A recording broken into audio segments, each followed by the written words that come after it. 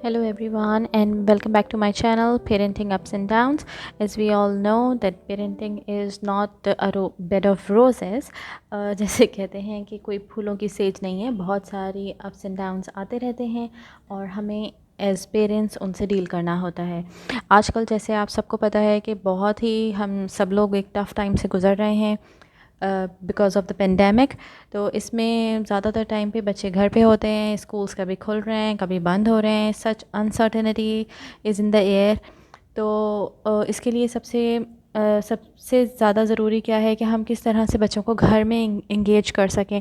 फिर दूसरी बात ये भी कि बहुत से पेरेंट्स को मतलब मैंने ऐसे भी पेरेंट्स को देखा है जो आजकल अपने बाल नोचने पे आ जाते हैं कि मतलब हम क्या करें, किस तरह से बच्चों को इंगेज कर लें घर में। अक्सर बच्चों की ऑनलाइन क्लासेस भी चल रही होती हैं, उसमें कभी बच्चे इंटरेस्ट ले रहे होते हैं कभी नहीं ले रहे हैं। साथ में पेरेंट्स को या किसी ना किसी बड़े को साथ बैठना पड़ता है टू मेक श्योर कि वो उस क्लास को पूरी तरह से अटेंड करें। कब जो बच्चे बड़े हैं लाइक 6-7 क्लास में होंगे वो इतने आराम से फिर भी अपनी क्लासेस को अटेंड कर लेते हैं, या थोड़ा बहुत चलो होमवर्क कर लेंगे, अपनी ऑनलाइन क्लासेस को अटेंड कर लेंगे। लेकिन छोटे बच्चों के साथ माँओं को ज़्यादा लगना पड़ता है, उनकी ऑनलाइन क्लास भी करवाएं, फिर उनको जो है घर जो भी उनका क्लास वर्क मिलता है उसको भी करवाएं, फिर उनका होमवर्क भी करवाएं। तो आई कैन अंडरस्टैंड बहुत ही मुश्किल होता चला जा रहा है ये सब कुछ करना। इन्हीं सब चीज़ों को आज हम डिस्कस करेंगे, क्योंकि अगर हम देखें एज़ अ पेरेंट्स तो हम ऐसे तो नहीं कर सकते कि अगर बच्चे स्कूल नहीं जा रहे हैं तो बिल्कुल भी कुछ ना पढ़ें, या घर में रह रह के बिल्कुल सारा वक्त टीवी टैबलेट मोबाइल्स इन्हीं चीज़ों में लगे रहें और उनकी पढ़ाई लिखाई बिल्कुल ज़ीरो हो जाए। तो नोबडी वांट्स दैट। तो उसके लिए मैं आपको थोड़ी थोड़ी सी आज टिप्स देती हूँ। टिप्स समझ लें, गाइडलाइंस कह लें, जो भी आप इसको नाम देना चाहें या आपकी मर्ज़ी है। तो छोटे बच्चों के लिए तो आप ऐसे कर सकते हैं कि इस तरह से सब्जेक्ट रिलेटेड चार्ट्स बना लें और उनको डिफरेंट वॉल्स पे पेस्ट कर लें। अब ज़रूरी नहीं है कि आपके घर में बहुत सारी स्पेस हो, बहुत सारी वॉल्स हों तो ही आप यूटिलाइज़ कर सकते हैं। आप मतलब आपकी बेडरूम में भी अगर कोई वॉल है उसमें जो भी जगह खाली है वहाँ पे आप लगा लें, डोर्स पे लगा लें।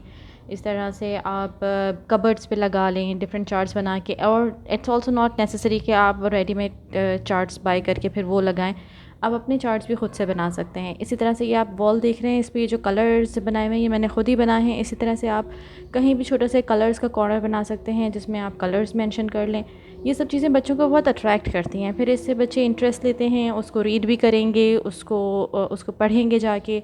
और जो भी उनकी मतलब इंटरेस्ट की चीज़ होगी वो एटलीस्ट एक दफ़ा उसको देखेंगे तो ज़रूर दिन में, और जितनी दफ़ा भी वो देखेंगे इस तरह से उनकी लर्निंग होती चले जाएगी। इसको कहते हैं साइट लर्निंग या साइट रीडिंग। इस तरह से बच्चों की जो है वोकेबलरी भी इंक्रीज़ होती है और उनकी मतलब मेंटल पावर कह लें या मेमोरी जिसे कहते हैं कि बच्चों के देख के वर्ड्स को रिटेन करने की पावर इंक्रीज़ होती है। बड़े बच्चों के लिए ऐसा किया जा सकता है कि आप जो उनके सब्जेक्ट रिलेटेड टॉपिक्स चल रहे हैं उसके चार्ट्स बना लें।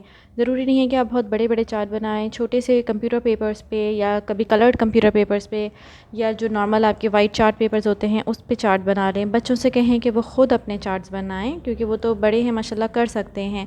इसी तरह से वो अपने फ्रिज पे लगा लें, कैबिनेट्स पे लगा लें, कमरे में कहीं लगा लें जहाँ भी उनको ईज़िली विज़िबल हो कि वो दिन में चलते फिरते उस पर नज़र डाल सकें। उस तरह से वो लगा सकते हैं। डिफरेंट टेबल्स के चार्ट्स बना सकते हैं। साइंस में जो करंट टॉपिक चल रहा हो उससे रिलेटेड कुछ बना दें। it can be anything which is going on currently in their school or in their curriculum। और बस आप चलते फिरते उस पर एक दफ़ा नज़र डालें या एक दफ़ा उसको रिव्यू कराते जाएं कि ये देखो दिस इज़ रेड कलर, और look at that this is written can और फ़ैन, और ये हॉर्स रिटन है, समथिंग एनीथिंग जो भी लिखा हुआ है आप चलते फिरते उसको सिर्फ एक दफ़ा बोलते जाएं। तो बच्चों के लिए वो सुनना भी काफ़ी होता है। अगर आप कहीं बाहर हैं, गाड़ी में कहीं जा रहे हैं, तो रास्ते में जो जो चीज़ें नज़र आ रही हैं वो रिपीट करते जाएं कि दिस इज़ बेकरी या ये शॉप है। कभी बच्चों को अगर पार्क लेके गए हैं तो वहाँ पे जो जो चीज़ें नज़र आ रही होती हैं बच्चों को उनकी वोकेबलरी दें। इस तरह से learning is at every step. ऐसा नहीं होता कि जो बच्चे स्कूल जा रहे हैं सिर्फ वही पढ़ रहे हैं, पढ़ना हर जगह हो रहा होता है, पढ़ाई हर जगह हो रही है। जहाँ बच्चे खेल रहे हैं वहाँ भी पढ़ रहे हैं, उसमें से कलर सीख रहे हैं, शेप्स सीख रहे हैं, एक दूसरे के साथ बैठ के प्ले करना सीख रहे हैं। फिर साथ साथ बच्चों के लिए बहुत ज़रूरी है कि उनको इंडिपेंडेंट प्ले टाइम भी दिया जाए। जिस भी चीज़ में बच्चे का इंटरेस्ट है, चाहे वो लेगोज़ हो गए या अगर वो ब्लॉक्स हैं या अगर वो कोई और टॉयज़ हैं, डॉल्स हैं, डॉल हाउस हो गया, या इसके अलावा किचन सेट है, वट एवर कार्स हैं, बच्चे जिस भी चीज़ के साथ अच्छा प्ले करना पसंद करते हैं वो उनको let them do that also, वो भी उनके लिए बहुत ज़रूरी है। कुछ अगर बच्चों के ब्रोकन क्रेयॉन्स हैं या उनके ओल्ड पेंट्स हो गए हैं, आप उनको यूटिलाइज़ करके कुछ वॉल पेंट कर सकते हैं, उन्हीं के अपने रूम के कोई वॉल को पेंट कर सकते हैं उनके साथ मिल के। अब वो चाहे उस पर कुछ भी बना रहे हों, आप उसको अपने हिसाब से थोड़ा बहुत बेहतर बना सकते हैं। उसमें जिस तरह मैंने ये बनाया हुआ है, ये मैंने सिर्फ एक वॉशी टेप यूज़ करके पूरे प्लैनेट्स यहाँ पे शो किए हैं। तो इसमें सारे प्लैनेट्स यहाँ पे नज़र भी आ रहे हैं, उनकी लर्निंग भी हो रही है, बच्चों को उनके नेम्स भी पता चलते जा रहे हैं।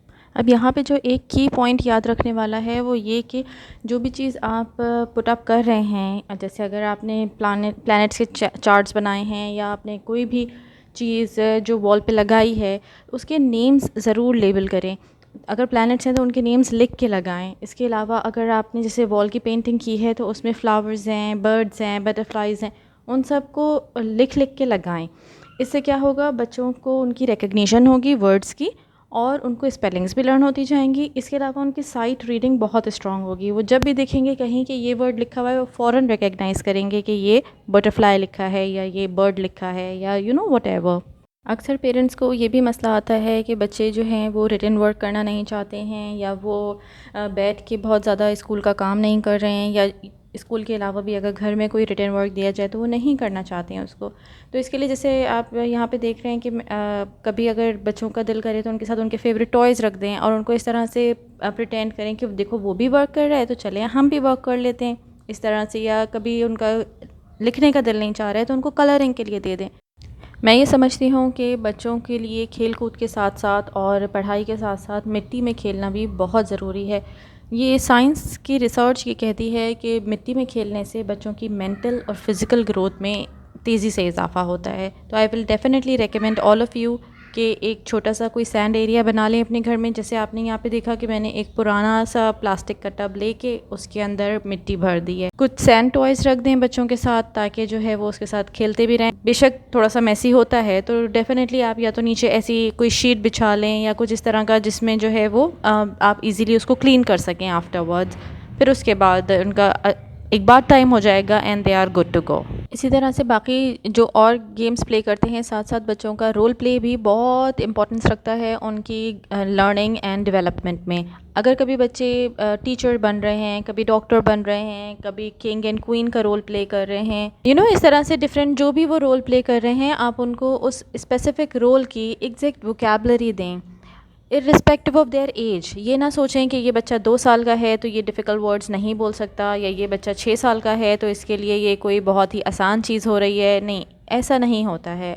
अगर बच्चे डॉक्टर सेट के साथ प्ले कर रहे हैं तो आप उनको वही बताइए कि ये एक स्टेथोस्कोप है, ये टंग कंप्रेसर है, ये थर्मोमीटर है। इस तरह से जो जो चीज़ें उनकी रियल टूल्स हैं उनके रियल नाम बताइए। 2 साल का बच्चा भी वो सब सीखता है, वो आहिस्ता आहिस्ता और उनको अपनी लैंग्वेज में बोलेगा, लेकिन स्लोली एंड ग्रेजुअली वो उसको एग्जैक्ट वर्ड्स भी बोलने लगेगा। इसी तरह से अगर टीचर बने हैं तो टीचर के साथ जो उनके रिलेटिव टूल्स होते हैं उनके नाम बताइए। फिर इस तरह से अगर बच्चे किंग एंड क्वीन बने हैं तो आप उनको डिफरेंट जगहों के किंग्स एंड क्वींस के भी नाम बता सकते हैं। तो कि my basic point is over here कि आपकी लर्निंग और एजुकेशन स्कूल की हद तक महदूद नहीं है। हम घर में भी बच्चों को बहुत सारी चीज़ें सिखा सकते हैं, उनको प्रिपेयर कर सकते हैं फॉर देयर फ्यूचर लाइफ। और ये भी ज़रूरी नहीं है कि हम पूरा दिन बच्चों के साथ बैठें, क्योंकि डेफ़िनेटली पेरेंट्स भी sometimes they are full time working parents, sometimes part time working parents हैं। जैसे भी है तो बिल्कुल 24 घंटे भी बच्चों के साथ नहीं लग सकते, आई कैन अंडरस्टैंड दैट।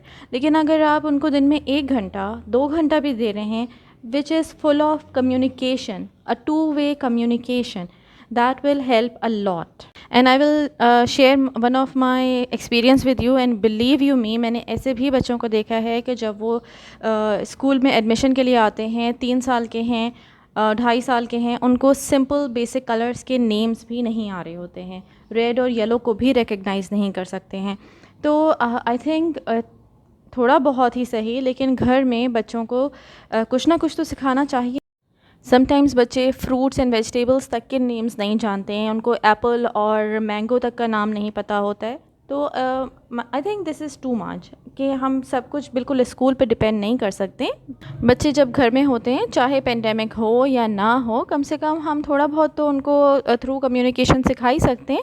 चाहे वो टीवी देखते वक्त थोड़ा बहुत उनको बता दिया कि इसमें कौन सा करेक्टर आ रहा है, कौन सा कलर है, इस तरह से जर्नल आप जो बातचीत कर रहे हैं बच्चों की, उसमें मेरा शुरू से जो बेसिक पॉइंट है वो यही है कि बच्चों के साथ अपनी कम्युनिकेशन को स्ट्रॉन्ग बनाइए, उनके साथ बातें करें, उनकी बातें सुनें।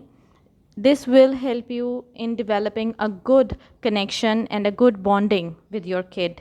तो बस आज की हम अपनी वीडियो यहीं पे वाइंड अप करते हैं। अगर आपको अच्छी लगी तो प्लीज़ शेयर करें और लाइक करें, subscribe to my channel also, और कमेंट्स में मुझे ये ज़रूर बताइए कि आप लोग कौन से ऐसे टॉपिक्स पे डिस्कशन चाहते हैं, कौन से ऐसे टॉपिक्स हैं जो आप समझते हैं कि जिस पे मुझे वीडियोस बनानी चाहिए या जिसमें मैं आपकी कुछ हेल्प कर सकूं।